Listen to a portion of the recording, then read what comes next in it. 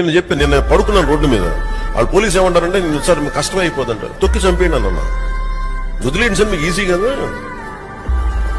మీరు వదిలేసేయండి, జనం ఉన్నారండి, తొక్కి చంపేయనివ్వండి అన్న. 10 సార్లు ప్రేమగా నా మీద 10 మంది పడితే సరిపోతుంది కదా, మొత్తం పచ్చడైపో. నాకు అది ఓకే నాకు, కానీ take the consequence, face the consequence.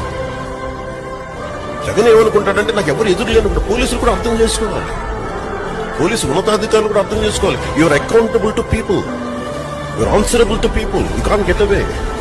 ఈ రోజున కూర్చోబెట్టి ఒక శాసనసభలో లెజిస్లేటివ్ అసెంబ్లీలో తీసుకున్న ఒక నిర్ణయాన్ని నువ్వు కూర్చోబెట్టి ఈ రోజున నువ్వు రిమాండ్కి పంపించావు రాజమండ్రికి.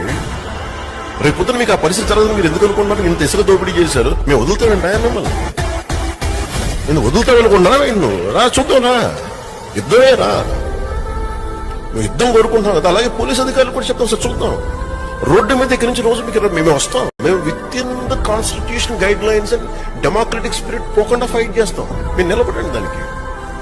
నువ్వు క్రిమినల్స్ తోటే నువ్వు నింపేసి మా సభల్లో గొడవలు చేస్తానంటే వీఆర్ రెడీ, దాన్ని విల్ ఫేస్ ఇట్. మేము చూస్తాం, మేము కూడా చూస్తాం. ఈ రోజున ఆంధ్రప్రదేశ్ కావాల్సింది ధైర్యం కావాలి, ఈ రోజున ఆంధ్రప్రదేశ్కి తెగింపు కావాలి, ఈ రోజున ఆంధ్రప్రదేశ్.